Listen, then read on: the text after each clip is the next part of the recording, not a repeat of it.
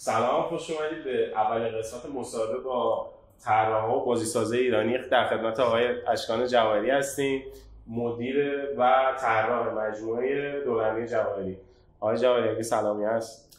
سلام به بینندگان عزیز، به شما مرسی که اومدید. امیدوارم که یه مصاحبه باحال داشته باشیم و برای عزیزانی که برنامه رو میبینن مفید باشه. امیدوارم. خب من سوال اول فکر کنم که هم کلیشه‌ای ترین سواله، هم تا حدی مهمترین سوال. میخواستم اول ازتون بپرسم اصلا چی شد که با دنیای بورد گیم آشنا شدی و اینکه اولین بار چی شد که به فکر طراحی بازی افتادید؟ اولین بار فکر کنم اولین بورد گیم من مونوپولی بود.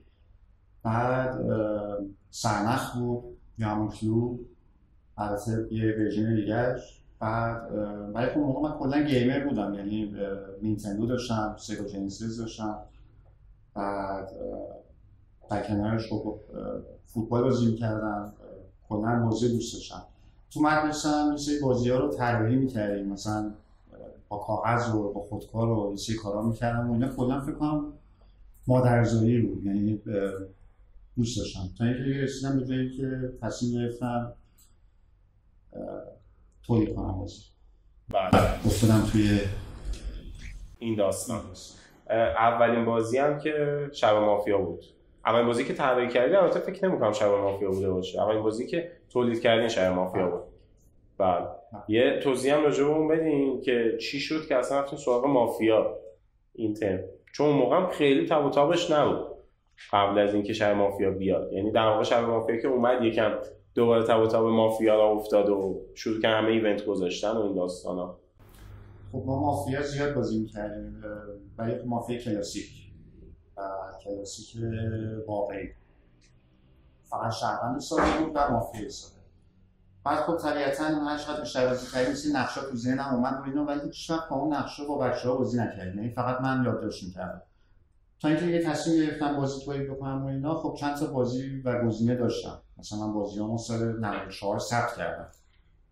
بعد تصمیم گرفتم شب مافیا رو اول تولید کنیم و خیلی کار سختی هم بود، چون همه با مافیا کلاسیک عادت کرده بودن و چند تا کاغذ اینجوری گوله می‌کردن. حالا یه بازی اومده به صورت بورد گیم و نمیدونم فلان و اینا، سخت بود، یه جدال سختی بود، ولی خب جا افتاد دیگه. خوب هم ازش استقبال شد. ولی خدا رو شکر بله، کلا تاب مافیا بیشتر اون موقع توی خونه‌ها بود و توی خوابگاه و پادگان و اینا، بعد یهو ولی عمومی‌تر شد. بله، خیلی رسید به کافا. من البته توضیح بدم، منو آقای جواهری گفتن که اون کلویی که بازی می‌کردن مثل نسخه الان نبود. من مونوپولیشون رو دیدم، یه مونوپولی شاید بگم اگه اشتباه می‌کنم بهم بگید، اینقدر و چوبی، درست میگم؟ و خیلی نسخه عجیبی و فکر کنم که اون موقعی که شما هم گرفتین مثلا کسی بهتون داده، چون خیلی قدیمی بود. من یه دفعه دیدم ولی بازی نکردم اونو. همون مونوپولی ولی اسپشیال ادیشنه و چوبیه، موقعش هم همه آب طلا و آب نقره است. بله. کیلو خونه‌اش و صفحه‌ش هم وسطش هم مخمل سبزه.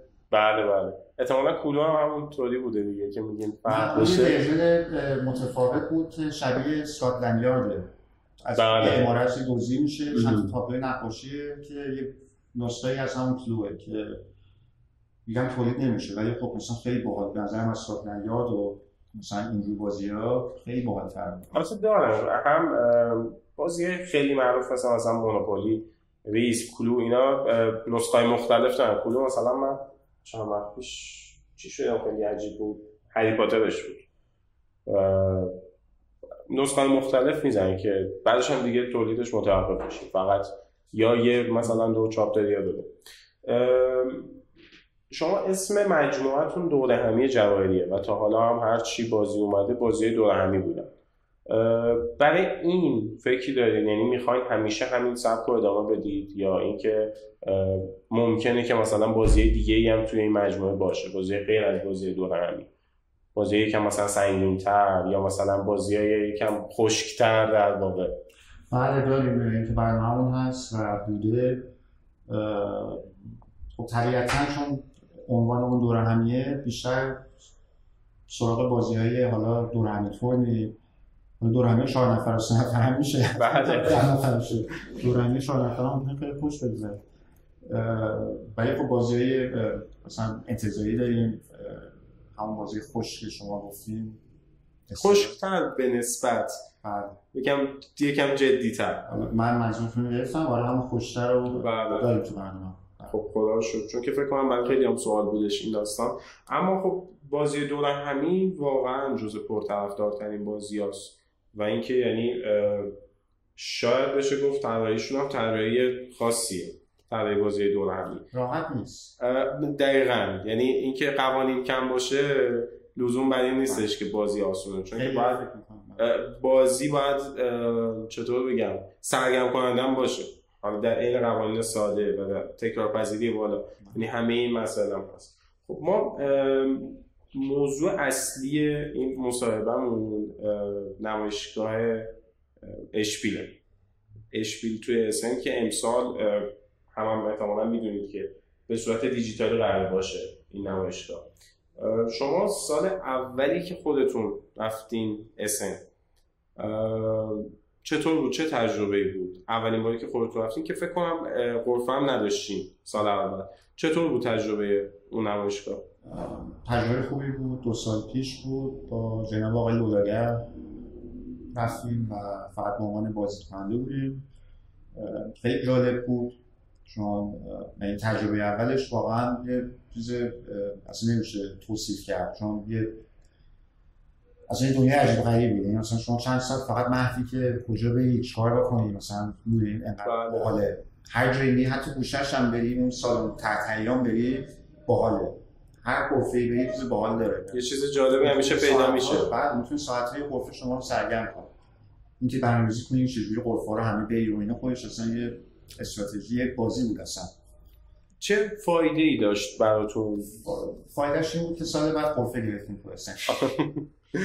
یعنی که انقدر خوب بود احتمالاً نمایشگاهی که دیگه شما گفتین که با هر شرایطی که بالاخره چون قفه گرفتن توی نمایشگاه خارجی بالاخره همیشه دردسرای خودش هم داره دیگه، ولی انقدر خوب بود که شما خواستین که سال بعد حتما خودتون حضور داشته باشین. دوست داشتیم امسال هم به صورت حضوری و فیزیکی باشه مثل پارسال، ولی خب کرونا داستانش، ولی بعدم نشد. حالا باز به این قسمت هم می‌رسیم.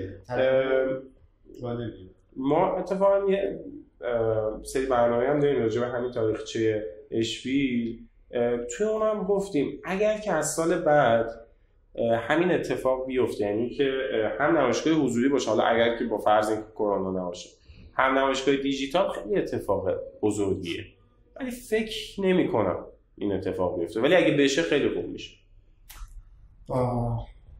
همزمان اگه جفتش با هم برگزار بشه فکر کنم که جالب بشه، بد نمیشه. حتما به امسال چجوریه؟ خود مسئولین برگزار کنندش خودشون هنوز نمیدونن که چه اتفاقی میخواد بیفته.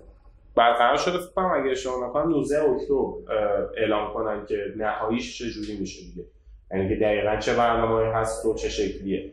حالا اون پلتفرم نهاییشه. خب به غیر از اون حتی پلتفرمش هم بتونن تعیین بکنن اینکه چه اتفاقی میفته، بازخورد چطور خواهد بود، آیا مخاطبین خوششون میاد از این اتفاق که به صورت مجازی همین اتفاق میفته، یا نه دوستان برن پای میز بشینن و تجربه قشنگ لمس کنن بازی رو و پیش خود طراحا و تولید کننده بازی اون بازی رو تجربه کنن. بله. تو تجربه کاملا متفاوته.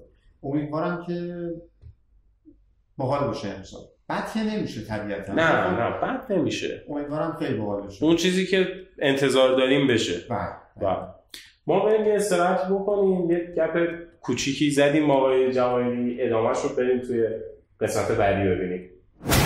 خب ما برگشتیم برای استراحت کوتاه دور با آقای جواهری.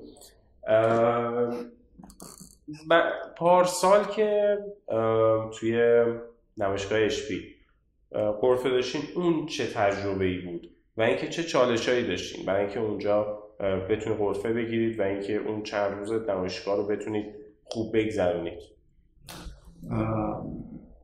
هزینه‌اش بالا بود، بعد داستان ویزای بچه‌ها اتفاق افتاد که دیگه کنسل شد و نمیتونستن برن. بعد ما حساب کردیم دیگه مثلا بچه‌ها خب هستن توی غرفه چند نفری، اگه ما یه جایی نیاز داشته باشیم اونا کمک میکنن، همینجور برعکس.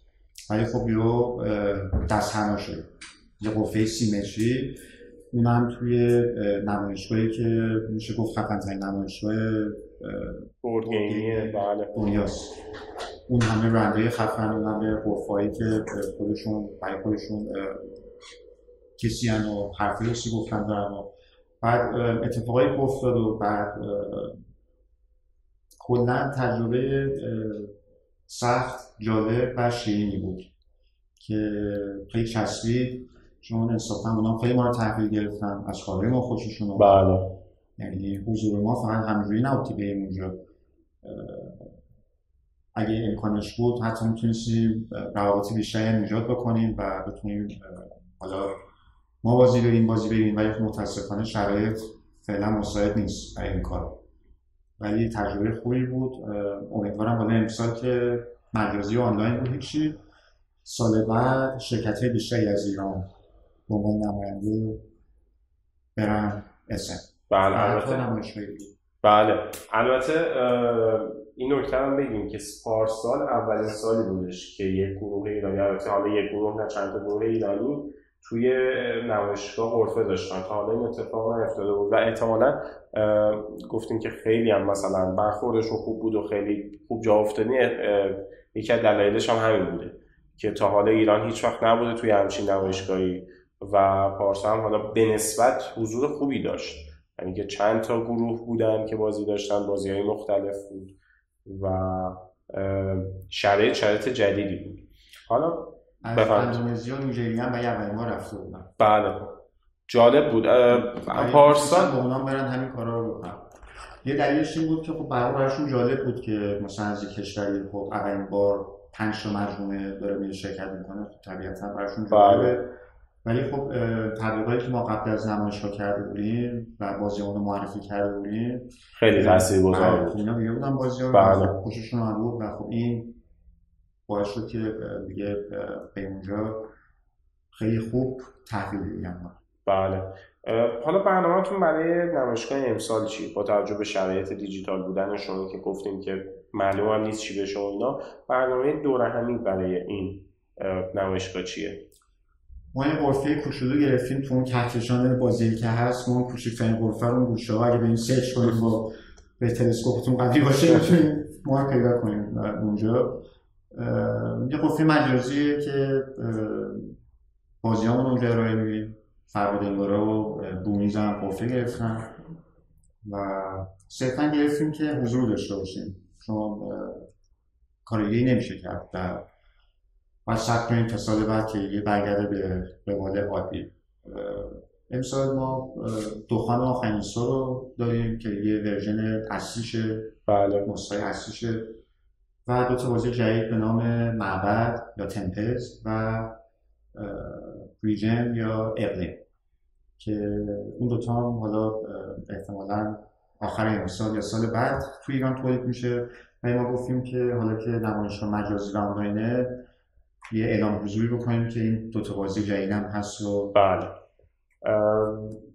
و اینکه این هیچ کدوم از این بازی‌ها رو نمیشه تو نمایشگاه بازی کرد با همون به صورت مجازی با اپلیکیشن‌های یه سری پلتفرم دارن که مثلا یه سری کارا رو بکنیم ولی خب سخته دیگه. می‌بینید مثلا بعد یه سری کارا رو انجام داد، یه سری آماده سازی‌ها رو براش انجام داد ولی خب ما نمیتونیم.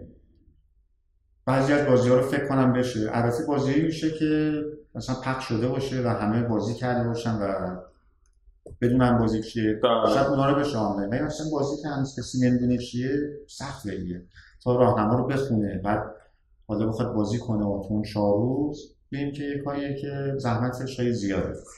برای همین ترجیح دادید که دیگه فقط به صورت مجازی بتونن ببینن بازی‌ها و آشنا بشن. حالا بازی رو توضیح می‌دیم، حالا امکان داره که یه بازی کوتاه انجام بدیم و ضبط کنیم و هر کسی خواست میتونه ویدیو رو ببینه و با بازی بیشتر آشنا بشه. برای گیم پلی بازی مختلف خیلی عالی میشه اگه که اینجوری باشه. ما میخوایم خیلی هم وقت شما رو نگیریم زیاد، اما سوال آخری که میخواستم ازتون بپرسم اینه که برنامه‌تون برای آینده چیه و به جز اون داستان این که بازی هم هستش که الان طراحی شده باشه یا داره طراحی میشه و تا حالا نگفتین الان بخواید بگید. برنامه‌مون برای آینده خب هم نمایشگاه اشبیله، بعد فکر کنم یه ماه 2 ماه دیگه نمایشگاه خودمون باشه تو تهران که هر سال برگزار میشه، نمایشگاه بازی و اسباب بازی. بعد اگه کرونا اوکی بشه همیشه اوضاع برگرده به حال عادی، ایونت 20 اسفندمون داریم برای شهر مافیا که هر سال برگزار. امسال هم بود؟ نه نبود. امسال به خاطر کرونا. نه سال پیش در واقع اسفند سال 98 نتونستیم برگزار کنیم. متاسفانه دقیقاً تو اوج کرونا. بله نشد. و بازی جدید خب همین 2 تا بازی معبد و اقلیم و 2-3 تا بازی دور همی پارتی گیم، صرفاً پارتی گیم باحاله که سورپرایز، توضیح نمیدیم در موردش، یهو اعلام میکنیم که مثلا فردا اومد بیرون. و یه بازی حالت بتل گیمه که قشنگ هود داره و مینگاتور داره و کلی چیز داره که یه چند ماهی هست این روش کار میکنیم و کلی هم کار داره هنوز، ولی خب برنامه به این صورت. بله. نمایشگاه تهران هم که گفتیم اون قطعا هستش؟ نمیدونم، ممکنه هم هست نباشه، ولی چون میدونم خیلی از نمایشگاهی که نباید برگزار میشد توی اوج کرونا برگزار شد، حدسم بر اینه که اینم برگزار میشه. چون البته اینم خیلی چیزه، خیلی از کسایی که شرکت میکنن این نمایشگاه کودک و نوجوانن، چون که هنوز خیلی اون نمایشگاه قاطی هم دیگه، یعنی هم کسایی که اسباب بازی تولید میکنن هستن، هم کسایی که بورد گیم تولید میکنن هستن. خیلی اون نظمو نداره که مثلا بگیم صرفاً برای بزرگساله. در همین من فکر کنم که شاید اون میشه داشت کرد، میشه طبقه پایین رو حذف کرد که سنه پایینی آدم بازی میکرد. بله. فقط بخش بالا باشه که بخش تخصصی بود و حالت بیزنس تور داره که تولید کننده مختلف با هم صحبت میکنن در شهرهای مختلف، حالا فروشنده، پخش کننده، تولید کننده، طراح بازی، طرفدار میان مثلا حضوری با صاحب بازی، صاحب مجموعه، طراح بازی، تاسیس‌ساز مجموعه ارتباط نزدیک برقرار میکنن، صحبت میکنن. مثلا میتونن در این حد باشه که فقط بزرگسال بیان. اگه اینجوری باشه خیلی خوبه. ولی اگه اوضاع هنوز قرمز باشه که اصلا نباید برگزار بشه و من همینجا دوستانم که به همه بگم که خیلی رعایت بکنیم و اصلا شوخی نیست و اگه مجبور نیستین یه کاری انجام بدین که احساس میکنین که ممکنه شما ولی عده‌ای در خطر بشن، حالا حتی با ریسک خیلی پایین اون کار انجام ندین. تقریبا فعلا متاسفانه زمان اینجوری شده، چون اگه 99% ما هم رعایت بکنیم و 1% رعایت نکنیم، 1% کار 99% رو خراب میکنیم. بله واقعا خیلی مرسی از شما که این افتخار رو به ما دادید که باهاتون مصاحبه کنیم. شما که راهی ارتباط با ما میدونید، کامنت بذارید راجع به این مصاحبه. اگه که سوالی دارید راجع به برنامه یا از خدای جواهری، ما حتما جواب میدیم. البته از شما میپرسیم قبل اینکه بخوایم جواب بدیم سوالی که هم به شما باشه. مرسی که تا این جواب بودید. تا برنامه دیگه، خداحافظ.